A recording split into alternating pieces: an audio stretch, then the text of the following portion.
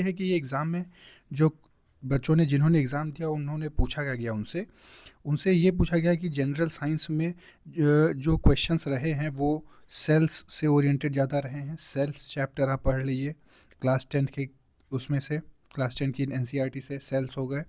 और Mendel law के बारे में पूछा गया है। केमिस्ट्री में कुछ फार्मूलेस पूछे गए हैं, ठीक है, वो भी हम इस चैनल पे अभी प्रैक्टिस करवा देते हैं आपको। फार्मूला पूछा गया है, ठीक है। और फिज़िक्स में जो है वो यूनिट्स पूछे जा रहे हैं।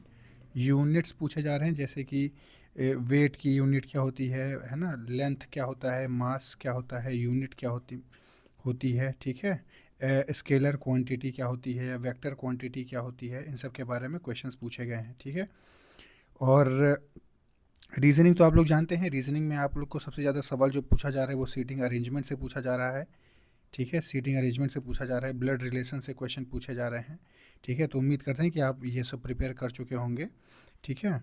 और सीटिंग हो गया, सीटिंग अरेंजमेंट, ब्लड रिलेशंस, ठीक है। और इसमें डायरेक्शन टेस्ट जो होता है उससे भी सवाल पूछे गए हैं, ठीक है। डायरेक्शन टेस्ट जिसमें वो east west north south move करती हुई चीज़ है ना, वो एक आदमी जो है शुरू करता है यहाँ से 20 मीटर यहाँ जाता है, फिर 10 मीटर ऊपर जाता है, ठीक है।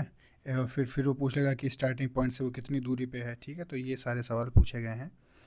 और जनरल अवेयरनेस और करंट अफेयर्स में जो आप लोगों का जनरल अवेयरनेस है, हिस्ट्री, ज्योग्राफी, पॉलिटी, साइंस वगैरह, पॉलिटी इकोनॉमी, सॉरी साइंस तो अलग ही सेक्शन है, ठीक है। तो पॉलिटी इकोनॉमी इन सब से क्वेश्चन जो है वो कम पूछे जा रहे हैं। मतलब जैसे मान के चलिए 2 से 5 क्वेश्चन ही यहाँ से मिलेंगे।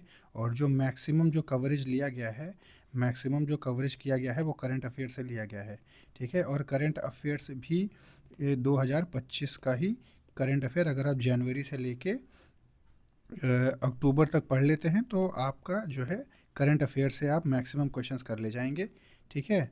तो इस बात का ध्यान रखिएगा, अगर आपके पास टाइम है अभी तो आप करंट अफेयर जो है अच्छे से प्रिपेयर कर लें, ठीक है। तो अगर आप 100 में से जो कट ऑफ की बात करी जाए, पहले आप एग्ज़ाम दे के आइए, कट ऑफ मान के चलिए।